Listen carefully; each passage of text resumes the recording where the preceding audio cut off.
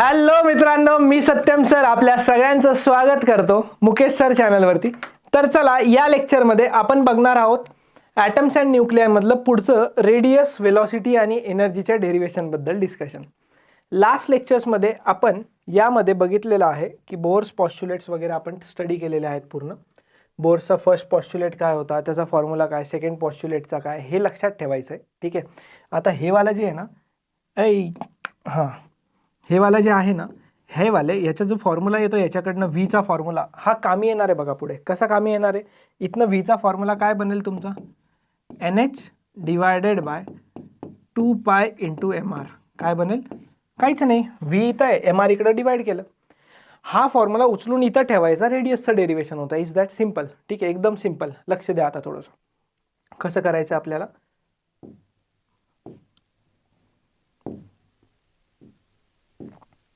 चला, radius of ऑर्बिटचं derivation करायचं आपल्याला. रेडियस ऑफ ऑर्बिटचं डेरिवेशन करण्यासाठी बाळांनो पहिला पॉस्च्युलेट काय होता, mv²/r is equals to kze²/r². तर इथला एक आर आणि इथला एक आर गेला, तर इथं काय राहिलं, mv² is equals to kze² divided by r. इतकंच राहिलं इथं. क्लिअर. आता m तसंच ठेवायचं. व्हीचा स्क्वेअर म्हणजे काय करायचं बघा. आता व्हीचा स्क्वेअर म्हणजे काय करायचं, व्हीचा स्क्वेअर म्हणजे ती टर्म व्हीची आहे बघा, कुठून घेतली लक्षात येत आहे, NH/2πmr. स्क्वेअर करा, n² h² 2चा square 4π² m² r² is equals to kze²/r. बाळांनो काय काय कट होत आहे, इथला एक आर आणि इथला एक आर गेला, इथला m आणि इथला एक m गेला. ठीक आहे, काय उरतंय बघा एकदा, n² h² divided by 4π² m into r is equals to kze². इतकंच राहिलं. आपल्याला कॅल्क्युलेट करायची रेडियस ना, आपल्याला काय कॅल्क्युलेट करायची रेडियस. तर रेडियस काय येणार इथं, n² h² upon 4π² m into kze². संपलं. आता बुकमध्ये थोडंसं वेगळं दिलं आहे बरं का, बुकमध्ये थोडंसं वेगळं दिलं आहे, तर थोडंसं लक्ष द्या. काही वेगळं म्हणजे काही नाही, केची व्हॅल्यू पुट केली बुकमध्ये. वेगळं म्हणजे काय, केची व्हॅल्यू पुट केली 1/4πε0. ठीक आहे, तेवढी व्हॅल्यू पुट केलेली आहे केची, फक्त ती व्हॅल्यू पुट करावं लागणार. इथं आपल्याला एचची व्हॅल्यू माहिती आहे, 4 माहिती आहे, पाय कॉन्स्टंट आहे, एम म्हणजे मास ऑफ इलेक्ट्रॉन, केची व्हॅल्यू माहिती आहे, ईची व्हॅल्यू माहिती आहे. तर बाळांनो ह्या सगळ्या जर व्हॅल्यूज तुम्ही पुट केला ना, ज्याला मी ग्रीनने डॉट केलेलं आहे, ग्रीन कलरने डॉट केलं आहे, तर त्या व्हॅल्यूज पुट केला तर त्याच्या जागी आपण एक कॉन्स्टंट घेत असतो A0, आणि त्याला आपण लिहितो A0 इंटू n²/z. हा फॉर्म्युला असतो तुमचा कशाचा, हा फॉर्म्युला असतो तुमचा रेडियस ऑफ nth ऑर्बिटचा. आता A0ची व्हॅल्यू किती असते, या सगळ्या जर कॉन्स्टंट व्हॅल्यूज पुट केल्या तर ऑब्व्हियसली A0 एक डिस्टन्स मिळणार तुम्हाला. सगळे युनिट्स घेऊन बघा तुम्ही, इतकं करायची गरज नाही पडणार, तशी कुणी विचारणारही नाही. त्याची व्हॅल्यू येते 0.529 अँगस्ट्रॉम. ही जी रेडियस आहे ना, ही तुम्हाला मिळणार अँगस्ट्रॉममध्ये. कशात मिळणार, अँगस्ट्रॉममध्ये मिळणार. आणि हा जो आर आहे ना, nth ऑर्बिटची जी रेडियस आहे, ही nth ऑर्बिटची रेडियस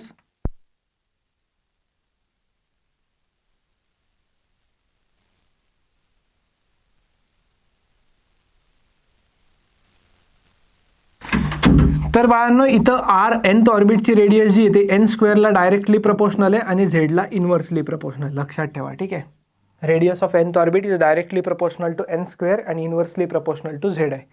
क्लिअर आहे इथपर्यंत तुम्हाला. चला लक्ष द्या. आता ही गोष्ट तर क्लिअर झाली तुम्हाला, यात काही डाऊट नसणार. आता पुढे जाऊया आपण व्हेलॉसिटीच्या डेरिवेशनवरती. व्हेलॉसिटीच्या डेरिवेशनवर काय करायचं सर, आता व्हेलॉसिटीच्या डेरिवेशनमध्ये वेगळं काय करायचं, वेगळं काहीच नाही. ही आरची व्हॅल्यू लक्षात ठेवायची, लक्षात म्हणजे डिराईव्ह करणार.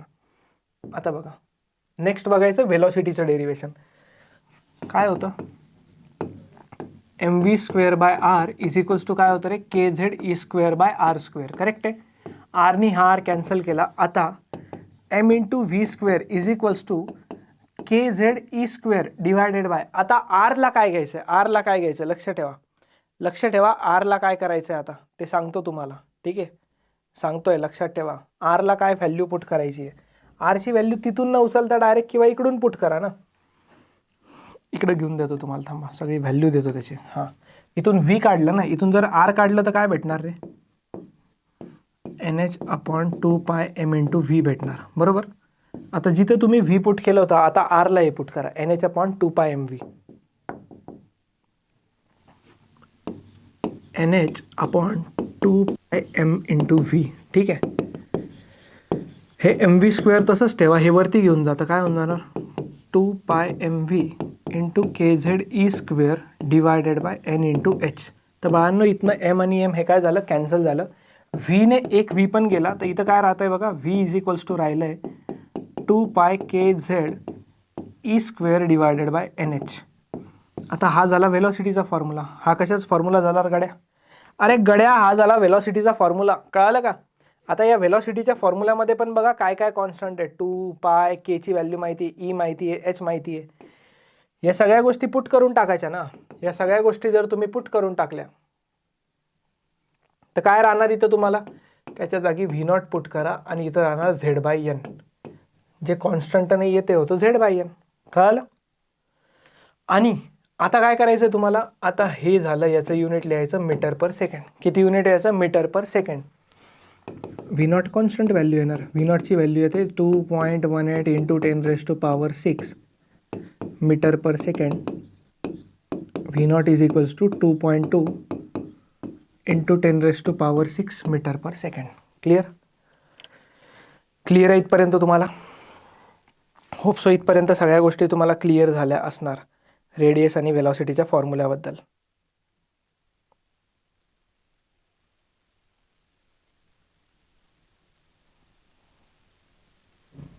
चला पुढे जाऊयात मग. आता आपण हे क्लिअर झालं, रेडियस आणि वेलॉसिटीचा फॉर्म्युला बनला आहे आपला. ठीक आहे, जास्त ताण घ्यायची गरज नाही आहे आता. ठीक आहे, चला पुढे जाऊयात मग. आता नेक्स्ट डेरिवेशन आपलं असणार आहे बाळांनो energy of the electrons. Next derivation कशाचं असणार आहे, एनर्जी ऑफ द इलेक्ट्रॉन्स. आता nth ऑर्बिटमध्ये काही ना काही एनर्जी असणार इलेक्ट्रॉन्सची. nth ऑर्बिटमध्ये काही ना काही एनर्जी असणार इलेक्ट्रॉन्सची, ते आपल्याला बघायचं आहे.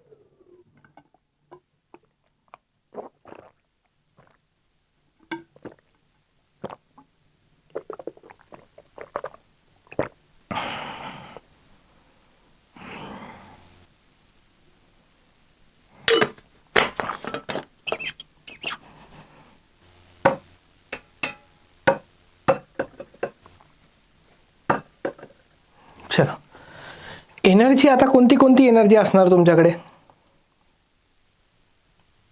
कोणती कोणती एनर्जी असणार तुमच्याकडे आता बघा बरं. जो पण इलेक्ट्रॉन रिव्हॉल्व होतोय ना,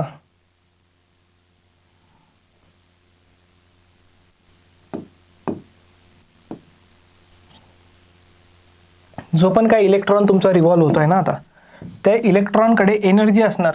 ठीक आहे, कोणती कोणती एनर्जी असणार, त्या इलेक्ट्रॉनकडे कायनेटिक एनर्जी पण असणार वेलॉसिटीमुळे आणि पोटेन्शियल एनर्जी पण असणार.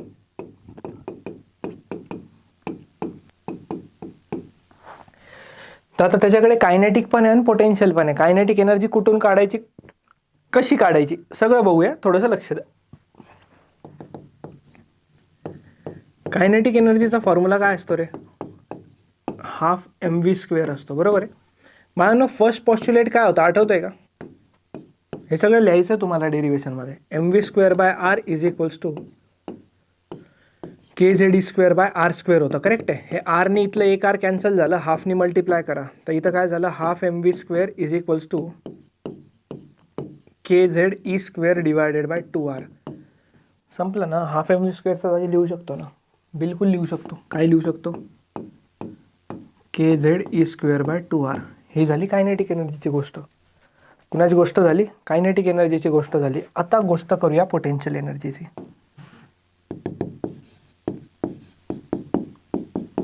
पोटेन्शियल एनर्जीचा काय फॉर्म्युला होता, KQ1Q2 डिवाइड बाय आर, असा एक फॉर्म्युला होता पोटेन्शियल एनर्जीचा, बरोबर. आता लक्ष द्या, के तर कॉन्स्टंट आहे, आपण तसंच ठेवतोय, बरोबर. केला तर आपण काहीच नाही करत आहे.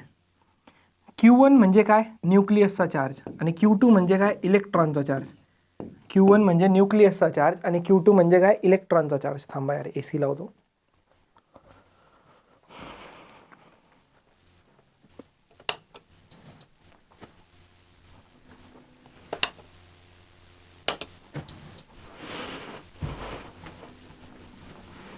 ठीक आहे, तर पोटेन्शियल एनर्जीचा फॉर्म्युला काय आला आपला, minus KZE square by r. हा झाला पोटेन्शियल एनर्जीचा फॉर्म्युला बाळांनो, आणि हा झाला कायनेटिक एनर्जीचा फॉर्म्युला. या दोघांना ॲड करून काय मिळणार, या दोघांना ॲड करून टोटल एनर्जीचा फॉर्म्युला मिळणार. थोडंसं तुम्हाला मी खूप जास्त बेसिक्समध्ये पण घेऊन जाणार आहे याच्या ग्राफ्समध्ये, जे CET वगैरेमध्ये इम्पॉर्टंट असतात. बघा बाळा, टोटल एनर्जी काढायची ना. कायनेटिक एनर्जी काय आली होती रे? kZe²/r प्लस हे काय आलं आहे -kZe². काय तर राहिलं आहे का रे? काय तर राहिलं आहे रे इथं राहिलं, इथं 2. हां, आणि हे झालं r. ठीक आहे. तर बाळांनो, टोटल एनर्जी किती मिळणार तुम्हाला? kZe²/2r - kZe²/r. टोटल एनर्जी मिळणार -kZe²/r. 2 राहील इथं. सॉल्व्ह करून बघा, मिळेल तुम्हाला. आता याच्यावरनं गोष्ट काय ती तुम्हाला गोष्ट सांगतोय मी. 1 मिनटं फक्त थांबा. ठीक आहे.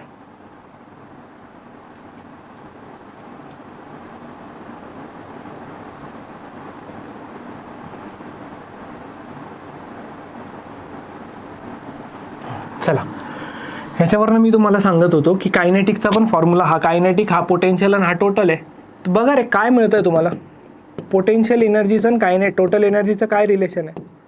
पोटेन्शियल पण मायनस आहे आणि टोटल पण मायनस आहे. पण पोटेन्शियल जी आहे ना, ही टोटलच्या डबल आहे. बघा, टोटल एनर्जीला 2नी मल्टिप्लाय करावं लागतं, तेव्हा जाऊन पोटेन्शियल एनर्जी मिळते. डायरेक्ट क्वेश्चन्स येतात CETमध्ये, आलेत प्रत्येक वर्षी, खूप वर्षी क्वेश्चन आले त्याच्यावरती डायरेक्ट. याला कम्पेअर करून बघा ना तुम्ही, व्हॅल्यूज पुट करून बघा, भेटून जाईल. अच्छा, ठीक आहे सर हे सेम वाटतंय बघा, फक्त हे प्लस हे मायनस आहे. तर कायनेटिक एनर्जी आणि total energy magnitude wise same आहेत, साईन वाईज मायनस आहेत, अपोजिट आहेत. नेक्स्ट, कायनेटिक एनर्जी आणि पोटेन्शियल एनर्जी बघा. आता पोटेन्शियल एनर्जी ही आहे आपली, ही कायनेटिक आहे. तर कायनेटिक जी आहे ना, ती पोटेन्शियलच्या अर्धी आहे, पण मायनस साईन लावून. बरं का, पण कसं? मायनस साईन लावून. क्लिअर? मायनस साईन लावून. क्लिअर आहे इथपर्यंत? चला, ही झाली गोष्ट. आता कंटिन्यू करू आपली स्टोरी. काय कंटिन्यू करायची सर? टोटल एनर्जी जी होती त्याचा फॉर्म्युला काय आला होता? -kZe²/2r. काय आला होता? -kZe²/2r. आरचा फॉर्म्युला कोणता उचलायचा बाळांनो? आरचा फॉर्म्युला हावाला उचलायचा.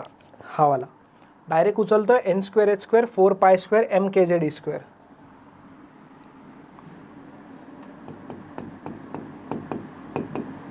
हे तसंच आरच्या जागी ठेवायचं. काय ठेवायचं? n²h². काय होतं रे त्याच्यात अजून? काय होतं? n²h². रट्टा नाही मारायचं, ते काढू शकतो आपण 2 स्टेपमध्ये. 4π² mkZe². 4π² mkz. 4π² mkz. झेड राहिलं, E². ठीक आहे. हां, आता कळालं. कुठून उचललं कळालं ना? रट्टा नाही मारायचा आहे, डिराईव्ह करू शकतो कधी. 2 × 1 = 2, 2 × 2 = 4. 2ला वरती पाठवा, मायनस तसंच आहे तसं. kZe² पहिलेचंच होतं, 1-2 स्टेप एक्स्ट्रा लिहितोय. kZe² पहिलेचंच होतं, हे वरती पाठवायचं. 2π² mkZe² डिवायडेड बाय काय राहील इथं? n²h². बाळा, काही कॅन्सल होतं का? मला तर दिसत नाही काही कॅन्सल होताना, मला तर दिसत नाही. तर याला आपण म्हणू एनर्जी nth ऑर्बिटचा फॉर्म्युला. काय येणार? -2π² k × k k², z × z z², m × e⁴ divided by n²h². कळालं की नाही कळालं रे? हा झाला एनर्जी ऑफ nth ऑर्बिटचा फॉर्म्युला. कळालं? याच्यात काय काय कॉन्स्टंट आहे? ग्रीन पेननी मार्क करतो. 2π k m mass of electron E h हे कॉन्स्टंट आहे. तर या सगळ्या कॉन्स्टंटच्या व्हॅल्यू SI युनिटमध्ये जर तुम्ही पुट केल्या, या सगळ्या कॉन्स्टंटच्या व्हॅल्यू जर तुम्ही SI युनिटमध्ये पुट केल्यात, आणि मायनस तर राहणारच आहे, आणि त्या सगळ्या व्हॅल्यू SIमध्ये पुट केल्या, त्याला जूलमध्ये ठेवलं, आणि नंतर त्या जूलचं EVमध्ये कन्वर्जन केलं. नंतर त्या जूलचं काय केलं? EVमध्ये कन्वर्जन केलं. मला आन्सर मिळतं -13.6 Z² / n². ही तुमची एनर्जी nth ऑर्बिटमध्ये कोणत्याही ऑर्बिटची तुम्ही कॅल्क्युलेट करू शकता. यात तुम्ही ही एनर्जी कॅल्क्युलेट करू शकता कोणत्याही ऑर्बिटची. कळालं का? क्लिअर झालं इथपर्यंत? हा तुमचा फॉर्म्युला एकदम रामबाण आहे. याच्यात अजून एक गोष्ट सांगतो जी बोर्ड्सच्या याच्यात नाही दिलेली.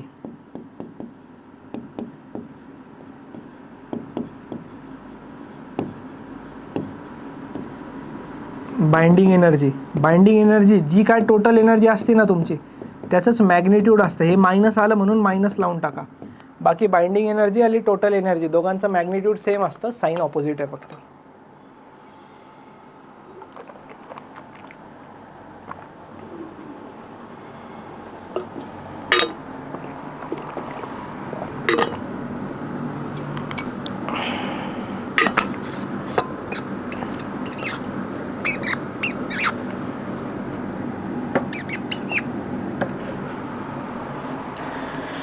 चलो नेक्स्ट काय दिलं आता, हे ऑर्बिट नंबर्स वगैरे दिले आहेत आपल्याला. Limitations of Bohr's model. Sorry.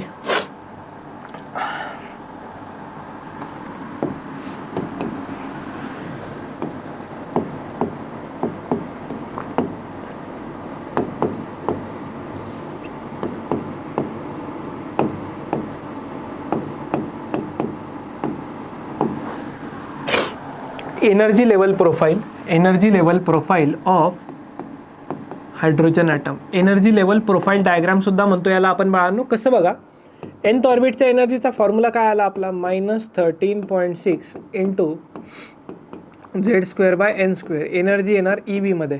तर हायड्रोजन म्हटल्यावरती Z1 असतो, हे फिक्स आहे, बरोबर आहे.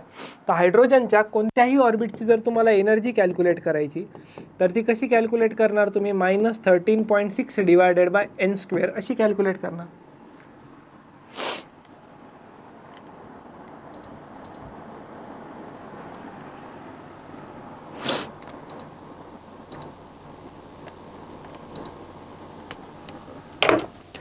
अशी कॅल्क्युलेट करणार. तर बाळांनो जर मी nची व्हॅल्यू 1 पुट केली ना तर फर्स्ट ऑर्बिट किंवा ग्राउंड स्टेट ज्याला आपण म्हणतो त्याची एनर्जी किती मिळते बघा आपल्याला. त्याची एनर्जी मिळते -13.6 इलेक्ट्रॉन व्होल्ट. लक्षात ठेवा हे व्हॅल्यूज सर कॅल्क्युलेट करायच्या का, जर लक्षात ठेवल्या ना पहिल्या 4-5 ऑर्बिटच्या तर तुम्हाला खूप इझी जाणार बरं का, खूप इझी जाणार तुम्हाला ही गोष्ट. अशीच जर व्हॅल्यू तुम्ही 9 जर झालं तर हे किती येणार, -1.51 EV असं येणार. तर ह्या ऑर्बिट्सच्या ज्या एनर्जी आहे ना तर त्या मी तुम्हाला डायग्राम ड्रॉ करून देतो. या एनर्जीज लक्षातच ठेवाव्या लागतील.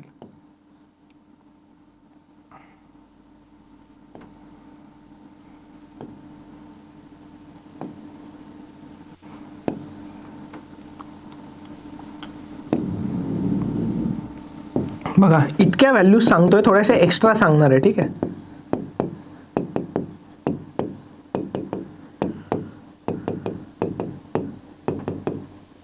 असं करत करत n = पर्यंत तुम्ही पोहोचून जातात. तुम्ही पोहोचून जातात, ठीक आहे. क्लिअर. आता n = 1 म्हणजे ग्राउंड स्टेट वगैरे ते तर सगळं तुम्हाला मी सांगितलं आहे मागे. तर हे आलं -13.6. याची एनर्जी असते -3.4 EV. याची एनर्जी असते -1.51 EV. याची एनर्जी असते -0.85 EV, ठीक आहे. याची एनर्जी असते -0.54 EV, ठीक आहे. नंतर असते -0.37 EV आणि नेक्स्ट याची एनर्जी असते 0 EV.